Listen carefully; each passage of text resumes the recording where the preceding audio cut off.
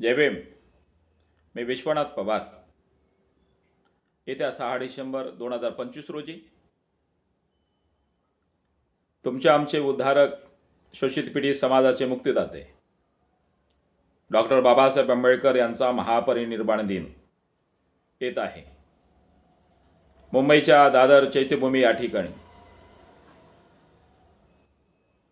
महामानव डॉक्टर बाबासाहेब आंबेडकरांना अभिवादन करण्यासाठी देशविदेशातून प्रत्येक वर्षी लाखोंच्या संख्येनं, नव्हे करोडोंच्या संख्येनं भीमानुयायी येत असतात. यंदाही डॉक्टर बाबासाहेब आंबेडकरांना अभिवादन करण्यासाठी करोडोंच्या संख्येनं भीमानुयायी, भीमसैनिक येणार आहेत.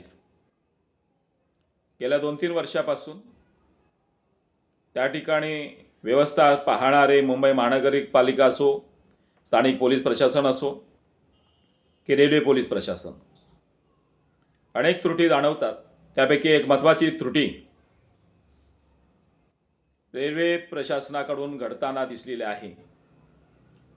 जे दादर रेल्वे स्टेशन आहे, या दादर रेल्वे स्टेशनला सगळ्याच बाजूने भीमानुयायी मोठ्या संख्येनं जवळजवळ 1 तारखेपासून तर 7 तारखेपर्यंत येत असतात. त्या 6 डिसेंबरच्या दिवशी जो दादर स्टेशनवरून चैत्यभूमीकडे जाणारा मुख्य रस्ता असतो, सुविधा शोरूमच्या समोरून, नक्षत्र मॉलच्या समोरून, तो मुख्यच रस्ता बाहेर येण्या जाण्यासाठी अडवण्यात येतो आणि सगळ्याच लाखोंच्या येणाऱ्या भीमसैनिकांना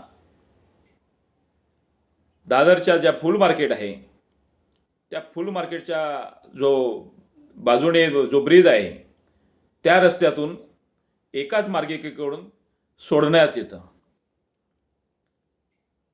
लोकांची लोकसंख्या लाखोंनी असते. दिवस रात्र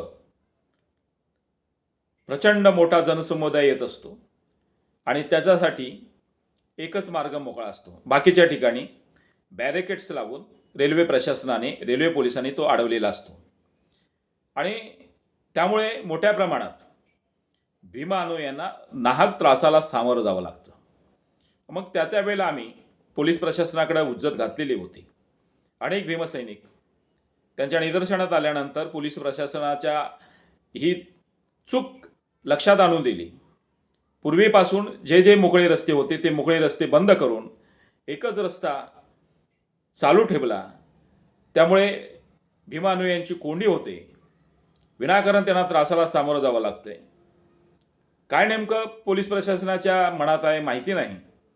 मुद्दाम होऊन हे सगळं केलं जातंय का, सांगूनसुद्धा ऐकले नाहीत.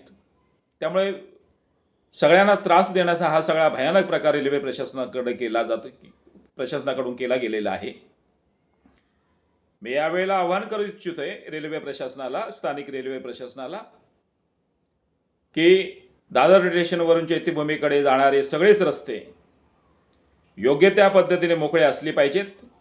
विनाकारण भीमसैनिकांना, भीमानुयायांना त्रास देण्याचा प्रयत्न करू नये.